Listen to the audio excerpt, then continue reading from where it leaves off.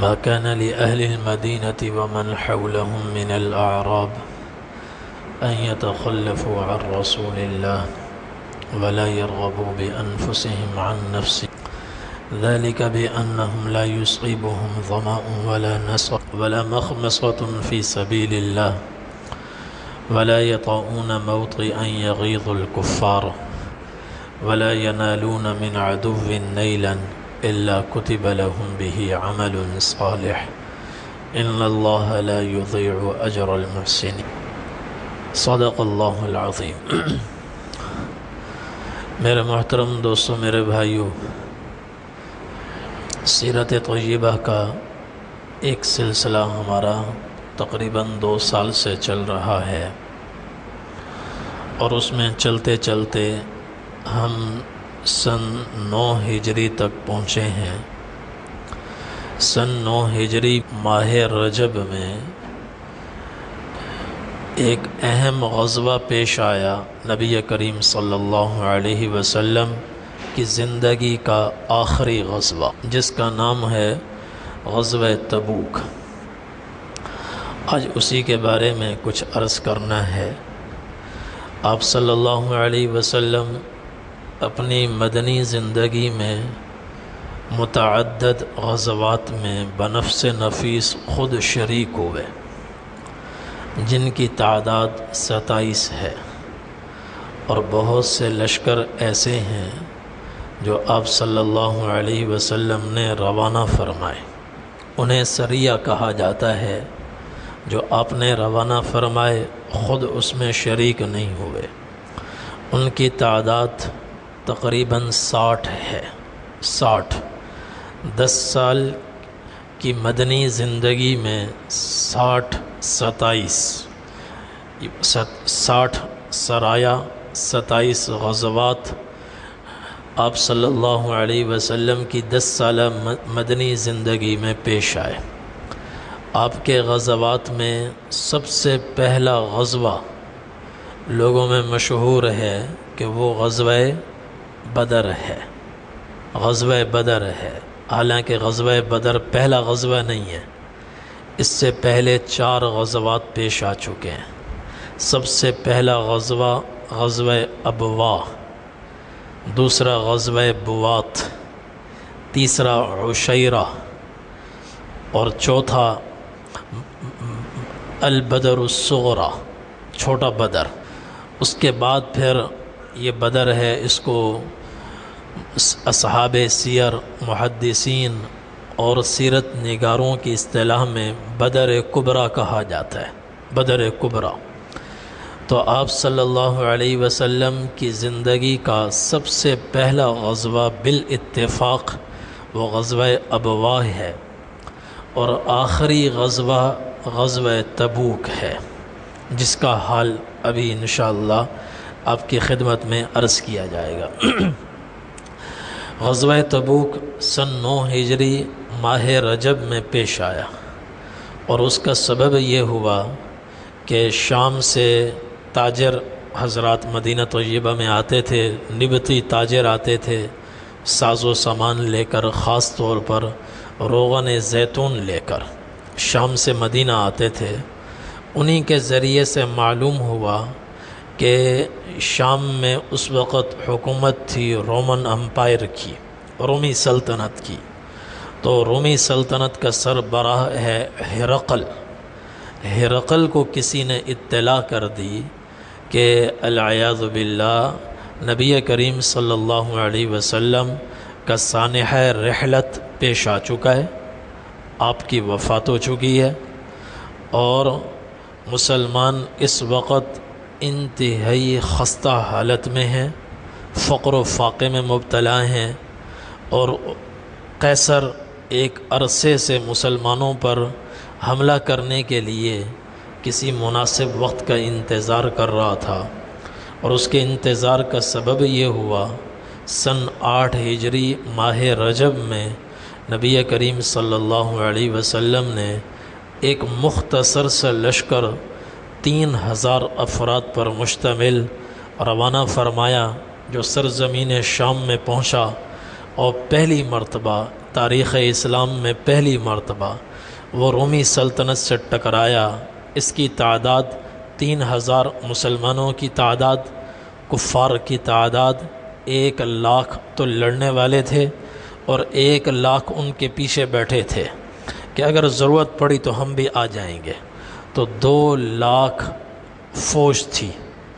اور امیر لشکر تھے حضرت زید بن حارثہ رضی اللہ عنہ، پھر امیر بنے وہ شہید ہوئے، حضرت جعفر بن ابی طالب رضی اللہ عنہ امیر بنے وہ بھی شہید ہو گئے، عبداللہ بن رواحہ رضی اللہ عنہ امیر بنے پھر شہید ہو گئے، پھر جھنڈا حضرت خالد بن ولید رضی اللہ عنہ کے ہاتھ میں آیا اور ایک دن لڑائی ہوئی، پھر دوسرے دن لڑائی ہوئی، تو 3000 کے لشکر نے 2,00,000 کے لشکر کو کھلی شکست دی، شکست فاش دی۔ تو رومی سلطنت پہ ایک زلزلہ طاری ہو گیا اور اسلام کی دھاک ان پر بیٹھ گئی۔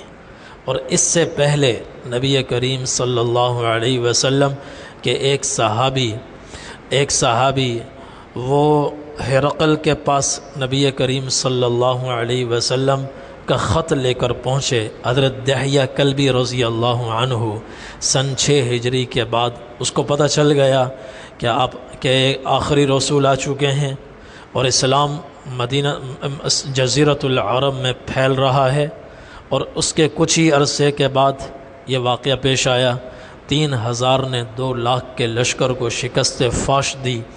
تو رومی سربراہ مناسب وقت کا انتظار کرنے لگا کہ وقت ملے تو ہم مسلمانوں پر حملہ کریں، تو کسی نے ان کو خبر دے دی اور کہا، غلط خبر دی کہ آپ صلی اللہ علیہ وسلم کا انتقال ہو گیا، مسلمان اس وقت انتہائی خستہ حالت میں ہیں اور گرمی اپنے عروج پر ہے اور کھانے پینے کو کچھ ہے نہیں، فقر و فاقے ہیں، تو یہ بڑا مناسب وقت ہے کہ تم مسلمانوں پر حملہ کرو۔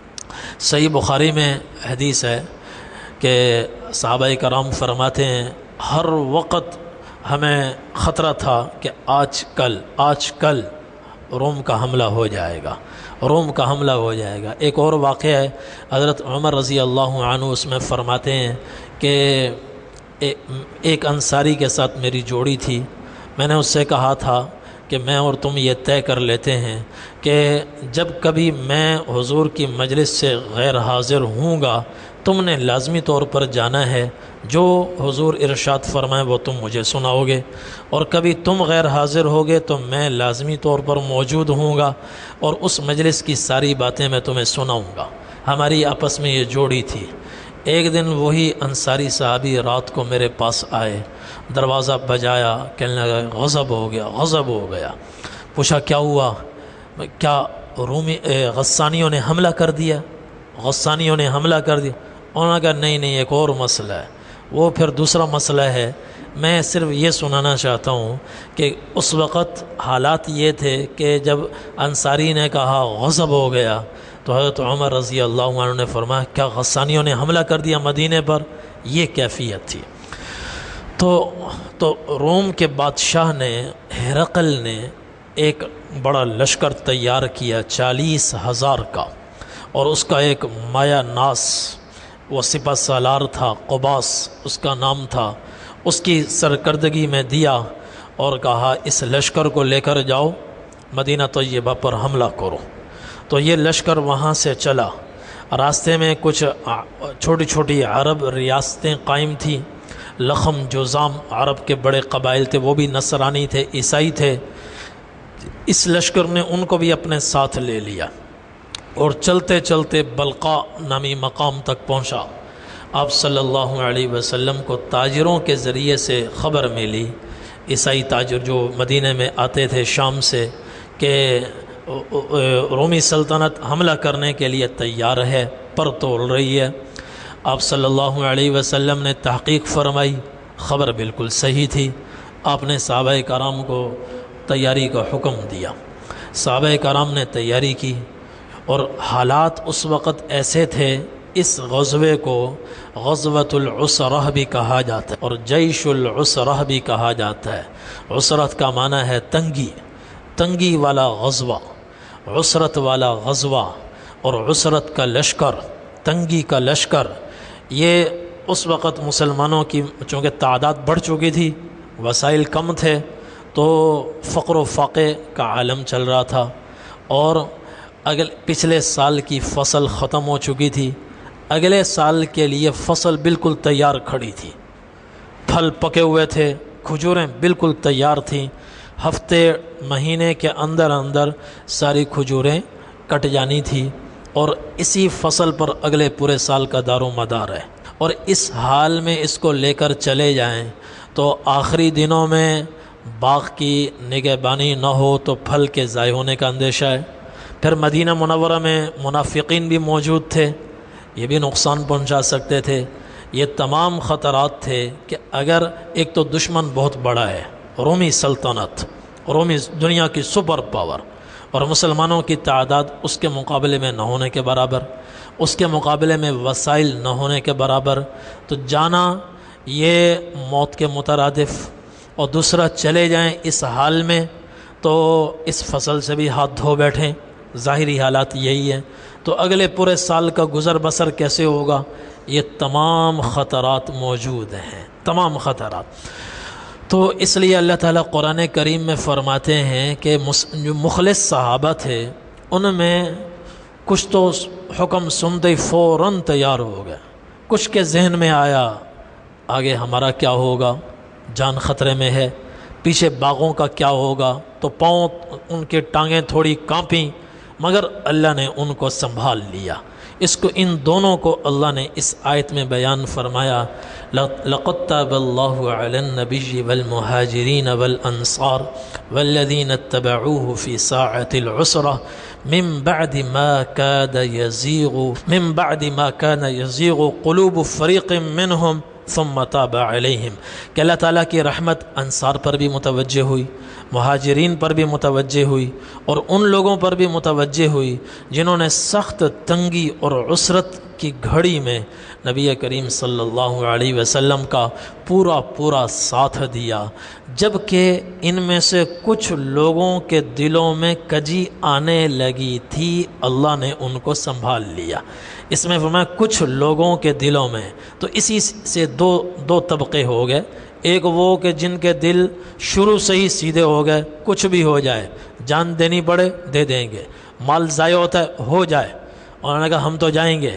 کچھ کے ذہن میں آیا ہماری جانوں کا کیا ہوگا، مال کا کیا ہوگا، یہ ہے زیغ، کجی، یہ ہے کجی، خیال، خوف، تو اللہ نے پھر ان کو سنبھال لیا کچھ لوگوں کو۔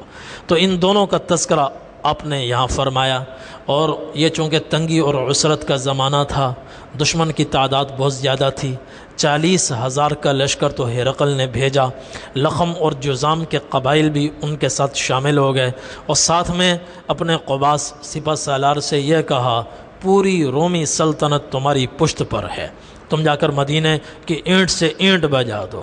تو اس کے مقابلے میں تعداد کی بھی کمی ہے، وسائل کی بھی کمی ہے۔ نبی کریم صلی اللہ علیہ وسلم نے یہ پہلا غزوہ ہے، صحابہ کرام کو کھل کر بتا دیا کہ ہم روم کے خلاف جانے والے ہیں، ان کو یہاں آنے کی مہلت ہم نہیں دیں گے، ہم وہیں ان کی سلطنت پر جا کر ان کا شوق پورا کریں گے، ان سے لڑیں گے، لہذا پوری تیاری کرو۔ اس سے پہلے جو غزوات ہوتے تھے آپ صلی اللہ علیہ وسلم کھل کر نہیں بتاتے تھے، صحابہ سے فرماتے تھے ہم نے اس طرف ایک غزوے کے لیے جانا ہے، تیاری کرو، کہاں جانا ہے اس کا اعلان فوری طور پر نہیں ہوتا تھا، آپ توریہ فرماتے تھے، یعنی مبہم الفاظ میں آپ تیاری کا حکم دیتے تھے۔ یہ پہلا موقع ہے کہ نبی کریم صلی اللہ علیہ وسلم نے صاف، کھلے اور واشگاف لفظوں میں صحابہ کرام کو دشمن کا بھی بتایا اور تیاری کا حکم دیا۔ صحابہ فرماتے ہیں تیاری ہم نے شروع کر دی، اور پھر حضور پاک صلی اللہ علیہ وسلم نے چندے کی بھی اپیل فرمائی، مال خرچ کرنے کی ترغیب دی، تو صحابہ کرام نے اس میں بھی بڑھ چڑھ کر حصہ لیا۔ حضرت عمر رضی اللہ عنہ فرماتے ہیں میں ہمیشہ اس کوشش میں رہتا تھا کبھی تو وہ موقع آئے کہ میں ابو بکر سے آگے بڑھوں، مگر ہمیشہ ناکام رہتا تھا۔ ابو بکر مجھ سے آگے بڑھ جاتے تھے، ہر میدان میں نے کوشش کی ابو بکر سے آگے بڑھوں، مگر ناکام رہتا تھا۔ اس موقع پر ابو بکر کے گھر کی حالت میرے سامنے تھی، اتفاقی طور پر میں ان کے مقابلے میں زیادہ خوشحال تھا، میرے پاس مال زیادہ تھا۔ میں نے دل میں کہا کہ اسبق ابا بکر ان سبقتہ یوما، اگر کبھی میں ابو بکر سے آگے نکل سکتا ہوں تو آج وہ دن ہے کہ میں ابو بکر سے آگے نکل سکتا ہوں، کیونکہ میرے پاس مال ہے، ابو بکر کے پاس نہیں ہے، لہذا میں زیادہ لے کر آؤں گا، ابو بکر تھوڑا لائیں گے تو میں آگے نکل جاؤں گا۔ تو فرماتے ہیں میں نے اپنے پورے گھر کے پورے سارے ساز و سامان کو اکٹھا کیا، اس کے 2 حصے کیے، 2 برابر حصوں میں تقسیم کیا، ایک حصہ لیا، دوسرا حصہ گھر میں چھوڑا اور چل پڑا دربار نبوت میں نبی کریم۔ اور میں دیکھا ابو بکر بھی ادھر سے آ رہے ہیں اپنی چھوٹی سی بوری لے کر۔ میں نے کہا آج تو میں ابو بکر سے آگے نکل گیا ہوں، ان کا مال تھوڑا ہے، میرا مال زیادہ ہے۔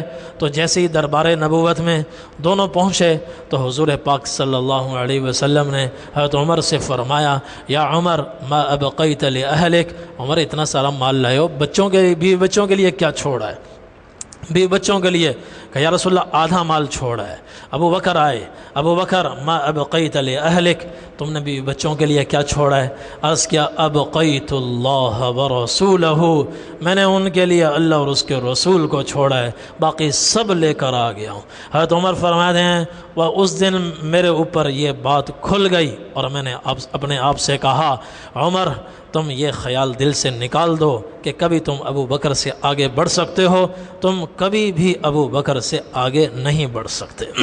ان کا تھوڑے مال کے باوجود ابو بکر عمر سے آگے نکل گیا، انہوں نے کچھ نہیں چھوڑا، سب لے آئے اور کہا جی اللہ اور اس کے رسول کو چھوڑا ہے۔ اور پھر آپ نے ترغیب دی، حضرت عبد الرحمن بن عوف رضی اللہ عنہ نے بڑھ چڑھ کر حصہ لیا، حضرت عثمان رضی اللہ عنہ نے بڑھ چڑھ کر حصہ لیا۔ حضرت عثمان رضی اللہ عنہ فرماتے ہیں حضور پاک صلی اللہ علیہ وسلم نے جب ترغیب دی تو عثمان کھڑے ہوئے اور کہا علی 100 بعیر باحلاسها واقطابها فی سبیل اللہ، یا رسول اللہ 100 اونٹوں کا انتظام تمام تر لوازمات کے ساتھ، 100 اونٹ تمام تر لوازمات کے ساتھ ان کا انتظام میرے ذمہ۔ آپ بڑے خوش ہوئے، پھر آپ نے ترغیب دی، عثمان دوبارہ کھڑے ہوئے علی 100 بعیر باحلاسها واقطابها فی سبیل اللہ، 200 اونٹ تمام تر لوازمات کے ساتھ انتظام میرے ذمہ۔ آپ بڑے خوش ہوئے، آپ نے پھر ترغیب دی، تیسری مرتبہ پھر حضرت عثمان رضی اللہ عنہ کھڑے ہوئے اور کہا علی 300 بعیر باحلاسها واقطابها فی سبیل اللہ، 300 اونٹوں کا انتظام تمام تر لوازمات کے ساتھ میرے ذمہ ہے۔ آپ صلی اللہ علیہ وسلم اتنے خوش ہوئے، آپ نے فرمایا ما علی عثمان ما عمل بعد هذه، آج کے بعد عثمان جو بھی کر لے، جو مرضی کر لے، اس کے مقام میں ذرا کمی نہیں آ سکتی، مرتبے میں ذرا کمی نہیں آ سکتی، جنت کے اعلیٰ مقام میں اس کی ذرا کمی نہیں آ سکتی۔ آج عثمان نے معرکہ جیت لیا ہے، میدان مار لیا ہے۔ پھر حضرت عثمان رضی اللہ عنہ یہ 300 اونٹوں کا تمام تر لوازمات کے ساتھ انتظام اپنے ذمہ لیا، پھر گئے اور سونے کی اشرفیوں کی تھیلی، بھری ہوئی تھیلی بڑی لے کر آئے، 1000 سونے کی اشرفیاں تھیں، 1000، اور ایک اشرفی ہوتی ہے 3.5 ماشے کی، اور 12 ماشوں کا تولہ ہوتا ہے، 12 ماشوں کا، اور 3 دینار سے 1 تولے سے تھوڑا اوپر بن جاتا ہے، اور 1 تولہ اس وقت 1,17-18 ہزار پہ پہنچا ہوا ہے۔ 1000 کو آپ 3 پہ تقسیم کریں تو پتہ نہیں کتنے 100 تولے بن جائیں گے، کتنے 100 تولے، اور یہ رقم کروڑوں میں چلی جائے گی، کروڑوں سے 3-4 کروڑ روپے رقم بن جاتی ہے، 3-4 کروڑ۔ تو حضرت عثمان رضی اللہ عنہ وہ 1000 سونے کی اشرفیاں تھیلی میں بند کر کے حضور کی خدمت میں لائے۔ آپ نے وہ تھیلی لی اور سب کے سامنے آپ نے اس کو کھولا اور اس کے سکے آپ نے اپنی گود میں گرائے، پھر یوں ہاتھ اٹھایا اور یوں آپ نے سکے چھوڑے اور ساتھ میں یہ 2 دفعہ فرمایا، ما ضر عثمان ما عمل بعد اليوم، ما ضر عثمان ما عمل بعد اليوم، آج کے بعد عثمان جو بھی کر لے اس کا ذرہ نقصان نہیں ہوگا، اس کا ذرہ نقصان نہیں ہوگا، اس کی جنت پکی ہے، کھری ہے۔ تو یہ تو صحابہ کرام نے بڑھ چڑھ کر حصہ لیا۔ جن صحابہ کی گنجائش تھوڑی تھی انہوں نے تھوڑا حصہ لیا، کچھ ایسے بھی تھے جن کے پاس صرف 1 صاع گندم کی گنجائش تھی، 1 صاع 3.5 سیر پہ منع ہوتا ہے، اس کی گنجائش تھی، وہی لے کر آئے۔ ادھر منافقین کھڑے ہوئے تھے اور ان کا کام اعتراض کرنا تھا۔ وَمِنْهُمْ مَنْ يَلْمِزُكَ فِي الصَّدَقَاتِ، کچھ منافقین ایسے ہیں جو مسلمانوں کے صدقات میں اعتراض کرتے ہیں، نکتہ چینی کرتے ہیں۔ جو زیادہ لے کر آئے اس کے بارے میں کہا یہ تو سب دکھلاوا کر رہے ہیں، یہ تو صرف دکھلانے کے لیے ہے۔ اور جو تھوڑا لے کر آئے اس پہ ہنسنے لگے کہ اس تھوڑے سے یہ رومی سلطنت سے جیت جائیں گے، اس تھوڑے سے 1 صاع گندم کے ساتھ رومی سلطنت کا مقابلہ کریں گے۔ ہر طرح ان کا مقصد اعتراض کرنا تھا۔ اور نبی کریم صلی اللہ علیہ وسلم نے صحابہ کرام کو حکم دیا، جب پوری تیاری ہو گئی تو چلنے کا وقت آیا۔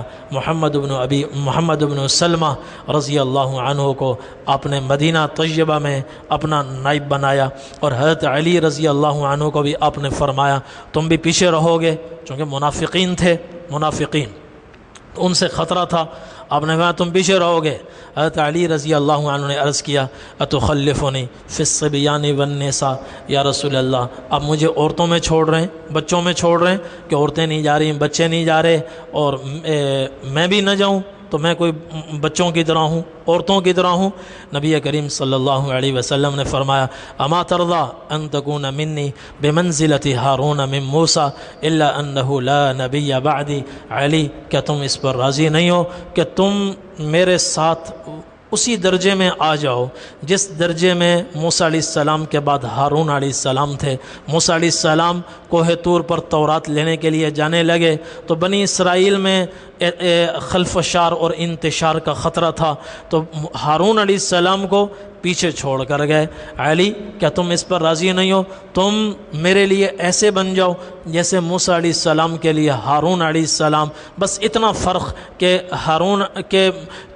موسیٰ علیہ السلام کے ساتھ ہارون، وہ بھی دونوں نبی تھے، میرے بعد نبوت کا دروازہ بند ہے، میرے بعد نبوت کا دروازہ بند ہے۔ بچوں کی خبر گیری کے لیے اور ان کی حفاظت کے لیے آپ صلی اللہ علیہ وسلم نے حضرت علی رضی اللہ عنہ کو پیچھے چھوڑا۔ حضرت محمد بن مسلمہ رضی اللہ عنہ کو آپ نے مدینہ طیبہ میں اپنا نائب بنایا، وہ حاکم تھے، حضور کی نائب حاکم تھے اس وقت، اور صحابہ کرام کو چلنے کا آپ نے حکم دیا۔ منافقین آئے اور وہ طرح طرح کے بہانے پیش کرنے لگے، ہمارا یہ مسئلہ ہے، ہمارا یہ مسئلہ ہے، ہم نہیں جا سکتے۔ آپ صلی اللہ علیہ وسلم ان کو اجازت دیتے گئے، اور انہوں نے یحلفون باللہ لو استطعنا لخرجنا معکم یہلکون انفسہم واللہ یعلم انہم لکاذبون۔ حضور کے یہ آیت بتاتی ہے، حضور کے سامنے آ کر قسمیں اٹھانے لگے، یا رسول اللہ اللہ کی قسم ہمارے اندر جانے کی ذرا استطاعت نہیں ہے، گنجائش نہیں ہے، سواری کا انتظام نہیں ہے، ہمارا یہ مسئلہ۔ اللہ تعالیٰ فرماتے ہیں یہ پیچھے رہ کر اپنے آپ کو تباہ کر رہے ہیں، اور اللہ تعالیٰ جانتے ہیں ان کے سارے اعذار جھوٹے ہیں، یہ مکار ہیں، جھوٹے ہیں اور جھوٹ بول رہے ہیں۔ صحابہ کرام کچھ حضور کے پاس جن کے پاس سواریاں نہیں تھیں، آپ نے ان کے لیے باقاعدہ سواریاں لیں۔ حضرت ابو موسیٰ اشعری رضی اللہ عنہ حاضر خدمت ہوئے، یا رسول اللہ کوئی سواری ہو تو انتظام فرما دیں، ہم تو یمن کے لوگ ہیں، ہمارے پاس تو نہیں ہے۔ آپ نے فرمایا ابھی تو نہیں ہے، واپس چلے گئے۔ پھر حضرت ابو موسیٰ فرماتے ہیں بلال کی آواز آئی کہ ابو موسیٰ کہاں ہیں، ابو موسیٰ کہاں ہیں؟ میں پیش ہوا، میں نے کیا بات ہے؟ کہنے لگا حضور بلا رہے ہیں۔ حضور پاک صلی اللہ علیہ وسلم کی خدمت میں حاضر ہوا، دو اونٹنیوں کی جوڑیاں کھڑی تھیں، اپنے 3 جوڑیوں کی طرف اشارہ کیا، فرمایا یہ لے جاؤ تمہارے لیے، تمہاری پوری قوم کے لیے، ابھی میں نے سعد بن عبادہ سے یہ 6 اونٹ تمہارے لیے خریدے ہیں، 6 اونٹ۔ اور پھر بھی کچھ صحابہ کرام حاضر خدمت ہوئے جو فقیر تھے اور ان کے پاس کوئی انتظام نہیں تھا، حضور کی خدمت میں حاضر ہوئے، یا رسول اللہ کوئی سواری کا انتظام؟ آپ نے فرمایا میرے پاس تو ابھی کوئی سواری نہیں ہے، تم ایسا کرو تم اپنے گھروں میں جاؤ، تم گھروں میں جاؤ، تم نہیں جاؤ، تو اللہ نے تمہیں معذور قرار دیا ہے۔ تو اب وہاں دشمن تو میں نے پہلے جو نقشہ کھینچا ہے، بظاہر موت یقینی ہے، چونکہ دشمن پوری رومی سلطنت ہے، مسلمانوں کی تعداد اس کے مقابلے میں ہے نہیں، ان کو خوش ہونا چاہیے تھا کہ بھئی ہمیں تو اجازت مل گئی، سرکاری طور پر اجازت مل گئی، بجائے خوش ہونے کے تولوا واعینہم تفیض من الدمع حزنا الا یجدوا ما ينفقون، یہ زارو قطار رونے لگے اور اپنی حسرت پر کہ کاش ہمارے پاس سواری ہوتی، افسوس ہے کہ ہمارے پاس سواری نہیں ہے، اور اللہ کے رسول کے پاس بھی سواری نہیں ہے، اور حضور جا رہے ہیں، ہم گھر میں بیٹھے ہوئے ہیں، یہ سوچ کر ان کے کلیجے منہ کو آنے لگے۔ ایسے 7 صحابہ کرام تھے جن کو نبی کریم صلی اللہ علیہ وسلم نے یہ فرمایا کہ سواری کا انتظام نہیں ہے، سفر بڑا لمبا ہے، لہذا تم اپنے اپنے گھروں میں بیٹھو، اللہ تعالیٰ تمہیں یہیں اجر و ثواب عطا فرمائیں گے۔ تو یہ حضرات واپس چلے گئے۔ 7 صحابہ تھے، علبہ بن زید رضی اللہ عنہ، ابو لیلہ عبد الرحمن بن کعب، اور عمر بن حمام بن جموح، اور عبداللہ بن مغفل، اور حرمی بن عبداللہ، اور ساریہ بن عرباز بن ساریہ، یہ 7 صحابہ کرام، اور عمیر بن سالم بن عمیر، 7 صحابہ۔ ان میں سے 2 صحابی ابو لیلہ اور عبداللہ بن مغفل زارو قطار روتے ہوئے جا رہے ہیں۔ راستے میں ایک یہودی ملا، یامین بن عمیر بن وہب النظری، بعد میں وہ مسلمان ہو گئے، اور یہودی انہوں نے ان کو روتے ہوئے دیکھا، پریشان غم زدہ، پوچھا کیا ہوا؟ انہوں نے اپنی حسرت کا ذکر کیا کہ ہمارے پاس سواری نہیں ہے، اللہ کے رسول کے پاس بھی سواری نہیں ہے، حضور جا رہے ہیں تبوک میں، ہم یہاں بیٹھیں گے کیا کریں گے؟ اس پر ہمیں رونا آ رہا ہے۔ اس یہودی کو ان کی حالت دیکھ کر اتنا رحم آیا، اس نے کہا بھئی میرے پاس ایک اونٹ ہے جو میں نے اپنے باغات کو سیراب کرنے کے لیے رکھا ہوا ہے، مگر تمہاری حالت مجھ سے نہیں دیکھی جاتی، میرا یہ اونٹ لو اور تم جاؤ۔ تو ان 2 کا یوں انتظام ہو گیا، ایسا رونا روئے کہ غیروں کو بھی ان کے حال پر رحم آ گیا۔ اس لیے صحیح مسلم میں ایک حدیث ہے، نبی کریم صلی اللہ علیہ وسلم نے ارشاد فرمایا والذی نفس محمد بیدہ لولا ان اشق علی المسلمین ما قعدت خلاف السریۃ تغزو فی سبیل اللہ ابدا۔ اگر مسلمانوں کے مشقت میں پڑنے کا اندیشہ نہ ہوتا، اس ذات کی قسم جس کے قبضہ و قدرت میں محمد کی جان ہے، میں ایک سریے میں بھی پیچھے نہ رہتا، ہر جہاد میں خود شریک ہوتا، قیادت کرتا۔ ابھی تو 27 میں شریک ہوا ہوں، اور 60 سرایا وہ روانہ کیے جن میں خود حضور پاک صلی اللہ علیہ وسلم شریک نہیں تھے۔ تو آپ نے فرمایا اللہ کی قسم میں 27 میں بھی جاتا اور ان 60 میں بھی جاتا جن میں شرکت نہیں کر سکا، اگر مسلمانوں کی مشقت کا اندیشہ نہ ہوتا۔ وہ کیا مشقت ہے؟ فرمایا بعض لوگ ایسے ہیں کہ میرے پاس سواری کا انتظام نہیں ہوتا اور ان کے پاس بھی سواری کا انتظام نہیں ہوتا، میں چلا جاؤں وہ پیچھے رہ جائیں، یہ کیفیت ان کے لیے قابل برداشت نہیں ہوتی اور وہ روتے ہیں، ان کا غم مجھ سے نہیں دیکھا جاتا، ان کی دل جوئی کے لیے میں پیچھے رہ جاتا ہوں۔ پیچھے رہ جاتا ہوں، ورنہ میرا جی چاہتا ہے والذی نفس محمد بیدہ لوددت ان اغزو فی سبیل اللہ فاقتل ثم اغزو فاقتل ثم اغزو فاقتل، کہ اس ذات کی قسم جس کے قبضہ و قدرت میں میری جان ہے، میرا جی یہ چاہتا ہے ہر معرکے میں میں خود شریک ہو جاؤں اور پھر شہید ہو جاؤں، پھر میں زندہ کیا جاؤں، پھر جہاد میں شرکت کروں، پھر شہید ہو جاؤں، پھر شرکت کروں، پھر شہید ہو جاؤں۔ ایسے ایسے صحابہ کرام تھے۔ تو مدینہ طیبہ سے رجب کے مہینے میں یہ سفر تبوک کا جاری ہوا اور چلتا رہا۔ درمیان میں کئی واقعات پیش آئے اور 30,000 صحابہ کرام کا لشکر تھا، 30,000، اور راستے میں اونٹ ذبح، اور اتنی تنگی تھی، پانی نہیں تھا، کھانے کو کچھ نہیں تھا، تو اونٹوں کو جہاں کہیں پانی آ جاتا اونٹوں کو پانی پلاتے، ان کے منہ باندھ لیتے اور ان کو پھر لے کر آگے چلتے، اور آگے جب پورا لشکر پیاس سے تڑپنے لگتا اور نہ کھانے کو کچھ ہے نہ پینے کو کچھ ہے، جو مشکیزیں ہیں وہ بھی خالی ہو گئے، کیونکہ لمبا سفر ہے۔ تبوک سے مدینہ طیبہ سے تبوک شام کے آدھے راستے پر واقع ہے، دمشق سے آدھی مسافت پر ہے۔ مدینہ سے دمشق یہ 25 مراحل ہیں، 14 مرحلوں پر تبوک آتا ہے، اس کے بعد تبوک سے آگے دمشق کے وہ 11 مرحلے باقی رہ جاتے ہیں۔ بیچ میں لق و دق صحرا تھے، دور دور تک پانی کا نام و نشان نہیں ملتا تھا، تو جہاں بے تاب ہو جاتے، بے قرار ہوتے، وہاں اونٹ ذبح کرتے، اور اس کے اندر جو اونٹ پانی اپنا ذخیرہ کرتا ہے، وہاں سے وہ پانی لیتے اور اس کو وہ پانی جو جس میں بدبو بھی ہوتی ہے، سب کچھ ہوتا ہے، اسی پانی کو مجبوری کے عالم میں پیتے تھے، اور کھانے کو کچھ نہیں تھا تو مجبور ہو کر پھر انہی اونٹوں کو ذبح کیا جاتا اور انہی کو پکا کر کھایا جاتا۔ حضرت عمر رضی اللہ عنہ حضور پاک صلی اللہ علیہ وسلم کی خدمت میں حاضر ہوئے، یا رسول اللہ، اونٹ تو یوں ذبح ہوتے جا رہے ہیں، سواریاں کم پڑ جائیں گی، آگے پہنچنا مشکل، پھر واپس لوٹنا بھی ہمارے لیے مشکل ہو جائے گا، تو آپ نے فرمایا کیا کیا جائے؟ عرض کیا یا رسول اللہ، آپ پورے لشکر میں آواز لگوا دیں، جس کے پاس کھانے کو جو ہے وہ لے آئے، آپ اس میں برکت کی دعا فرما دیں۔ آپ نے فرمایا تم یہ چاہتے ہو؟ عرض کیا جی یا رسول اللہ۔ آپ نے فرمایا اعلان کر دو۔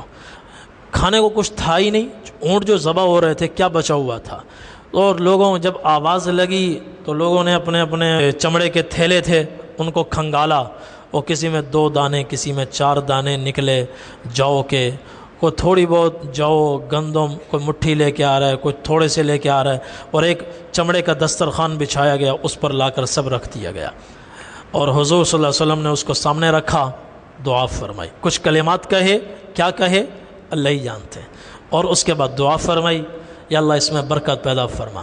پھر آپ نے صحابہ سے فرمایا کھاؤ بھائی، سب نے کھایا، پیٹ بھر کے کھایا۔ پھر آپ نے فرمایا اپنے جس کے بعد جو تھیلا ہے بھر لو۔ صحابہ نے اپنے تھیلے بھرے اور سب کے سب نے بھرے، کوئی ایک آدمی ایسا نہیں تھا جس نے اپنا پورا تھیلا نہ بھرا ہو، اور یہ ختم ہونے کا نام نہیں لے رہا، یہ ختم نہیں ہو رہا۔ تو آپ صلی اللہ علیہ وسلم کا معجزہ ظاہر ہوا۔ حضور کی ایک بات یہ تھی کہ ہمارا کوئی کمال ظاہر ہو جائے نا، ہم فوراً یوں کرتے ہیں، دیکھا؟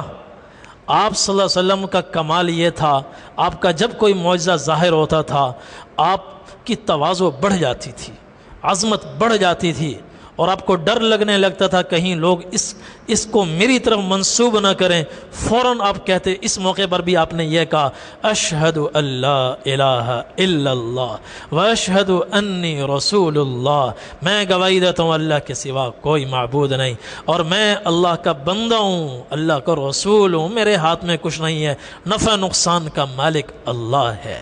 آپ نے فرمایا جو آدمی بھی اس کلمے کا اقرار کرے گا غیر شاکن، اس میں اس کو کوئی شک نہ ہو، تو یہ آدمی جنت سے محروم نہیں ہو سکتا۔ اور آگے بڑھے، چلتے چلتے ایک وادی آئی، وادی قرا آئی، وہاں ایک بڑا باغ تھا، اس باغ کی مالکن ایک عورت تھی، تو آپ نے صحابہ سے فرمایا اخرسوہا، اندازہ لگاؤ اس باغ میں سے کتنا پھل نکلے گا۔ صحابہ نے اپنے اندازے لگائے۔ آپ نے فرمایا میں اندازہ لگاؤں؟ عرض کیا جی یا رسول اللہ لگا ہوا پھل ہے، کٹا ہوا نہیں ہے، لگا ہوا ہے۔ آپ نے فرمایا 10 وسق نکلے گا۔ آپ نے اس عورت سے فرمایا کہ لگتا ہے کٹائی کا وقت قریب ہے، ہم آگے تبوک کی طرف جا رہے ہیں، جتنا پھل نکلے اس کو تم اپنے پاس نوٹ کرتی جانا، واپسی پر ہم تجھ سے پوچھیں گے کہ کتنا پھل نکلا ہے۔ اور پھر وہ رات اسی جگہ گزاری گئی۔ دوپہر کا وقت تھا، نبی کریم صلی اللہ علیہ وسلم نے صحابہ سے فرمایا ستحب علیکم ریح شدیدۃ، آج رات سخت آندھی چلے گی۔ کوئی آندھی کا نام و نشان نہیں ہے، کوئی دور دور تک بادل نظر نہیں آ رہا۔ آپ نے فرمایا آج رات سخت آندھی چلے گی، ہر آدمی اپنے اپنے خیموں میں رہے اور لیٹا رہے، بیٹھا رہے، کھڑا کوئی نہ ہو، اور اونٹ ہیں تو ان کو باندھ دو اچھی طرح۔ صحابہ فرماتے ہیں ہم نے باندھ دیا، ہم خیموں میں چلے گئے۔ رات کو آندھی چلی بڑی سخت، اور اس میں کچھ منافقین بھی تھے۔ جو اصل منافق عبداللہ بن ابی مدینے تک، تو مدینے سے نکلتے ہوئے جگہ آتی ہے سنیت الوداع، وہاں تک اپنے ساتھی لے کر آیا تھا، اور جیسے ہی وہاں پہنچا اپنے ساتھیوں سے کہا لا تنفروا فی الحر، گرمی بہت ہے، واپس چلو۔ وہ خاموشی سے پیچھے کھسک گیا۔ اللہ تعالیٰ نے فرمایا قل نار جہنم اشد حرا، تبوک کی گرمی، سفر کی گرمی سے بچنے کا تو انتظام کر رہے ہیں، گھر میں جا رہے ہیں، اور جہنم کی گرمی سے بچنے کا کوئی انتظام نہیں ہے۔ جہنم کی گرمی سے بچنا چاہو تو اس کا بچاؤ یہ کہتا ہے نکلو، سورج کی گرمی کہتی ہے نہ نکلو، سورج کی گرمی کی مان رہے ہیں، جہنم کی گرمی کو خاطر میں نہیں لا رہے، تو وہ واپس چلے گئے۔ لیکن کچھ منافقین انہوں نے چھوڑ دیے کہ کہیں موقع آئے تو مسلمانوں کو لڑائیں بھیڑائیں، اور اندر کی خبریں وہ جاسوسی بھی کریں، خبریں معلوم کر کے پیچھے بتائیں۔ تو یہ ان کا مشورہ ہوا۔ تو آپ نے فرمایا رات کو سخت آندھی چلے گی، صحابہ کرام اپنے اپنے خیموں میں چلے گئے۔ رات کو آندھی آئی تو ایک منافق کھڑا ہوا، تو آندھی نے اس کو اٹھایا اور اس کو اڑایا، اور جبل طی کے پہاڑ سے جا کر اس کو ٹکرا دیا۔ اور صبح پھر یہاں سے پھر آگے رخصت ہو، سفر شروع ہوا۔ آگے اور بڑھے تو بڑھتے بڑھتے جب تبوک کے قریب پہنچے تو آپ صلی اللہ علیہ وسلم نے صحابہ سے فرمایا ابھی کچھ پتہ نہیں ہے، اور کلومیٹر بھی لگے ہوئے نہیں ہیں، اب تو جگہ جگہ وہ لگے ہوتے ہیں، اندازہ ہو جاتا ہے کتنے گھنٹوں کا سفر باقی رہ گیا ہے۔ اس وقت ایسا کچھ نہیں تھا۔ آپ نے فرمایا انکم ستأتون غدا انشاءاللہ عین تبوک، کل انشاءاللہ تم تبوک کے چشمے پر پہنچ جاؤ گے۔ وَإِنَّكُمْ لَن تَأْتُوهَا حَتَّى يُضْحِيَ النَّهَارِ، اور کل بھی اس وقت پہنچو گے جب سورج اچھی طرح چڑھ جائے گا۔ فَمَنْ جَاءَ مِنْكُمْ فَلَا يَمَسَّهَا حَتَّى آتِيَ، اور جو آدمی مجھ سے پہلے پہنچے تو وہ تب اس چشمے میں سے ایک قطرہ پانی نہ لے جب تک میں نہ آ جاؤں۔ تو پھر اس کے بعد سفر شروع ہوا۔ تو عین اس وقت تبوک میں پہنچے جو وقت حضور پاک صلی اللہ علیہ وسلم نے پہلے سے بتایا تھا، سورج چڑھنے کے بعد وہاں پہنچے۔ اب سیدھا تبوک کے چشمے پر پہنچے۔ صحابہ کرام سے فرمایا کہ دو آدمی پہلے سے پہنچے ہوئے تھے، آپ نے فرمایا کہ کسی نے اس پانی کو ہاتھ تو نہیں لگایا؟ دو نے کہا ہم نے لگایا ہے۔ آپ کو بڑا غصہ آیا، آپ نے سخت الفاظ ان سے کہے، سرزنش فرمائی۔ پھر اس چشمے کو دیکھا تو اس میں وقفے وقفے سے قطرہ قطرہ پانی ٹپک رہا تھا، ایسے خشک ہو چکا تھا۔ تو آپ نے فرمایا کہ بھائی اس کا یہ جو قطرہ قطرہ پانی ہے اس کو جمع کرو۔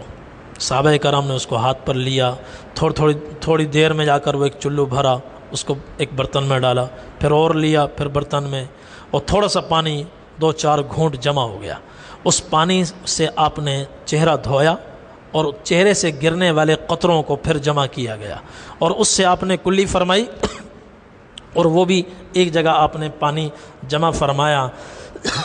پھر آپ نے فرمایا اس کو چشمے میں گراؤ، اور جو اس کو چشمے میں گرایا فجرت العین بماء منہمر، پانی میں ایسا جوش آیا۔ اس جوش اور قوت کو بتانے کے لیے صحابہ کرام نے لفظ اختیار فرمایا بماء منہمر، اس لفظ کو ذہن میں رکھیں۔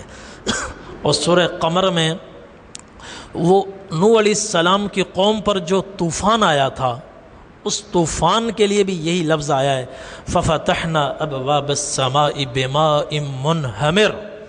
قوم نوح پر جو طوفان آیا اس میں کیا قوت تھی، کیا طاقت تھی؟ اس قوت اور طاقت کو منہمر کے لفظ سے تعبیر کیا گیا۔ وہی جوش پانی کا اس چشمے کے اندر تھا کہ اس چشمے کو صحابہ، اس کی قوت کو، جوش کو اسی لفظ کے ساتھ صحابہ کرام نے بیان فرمایا۔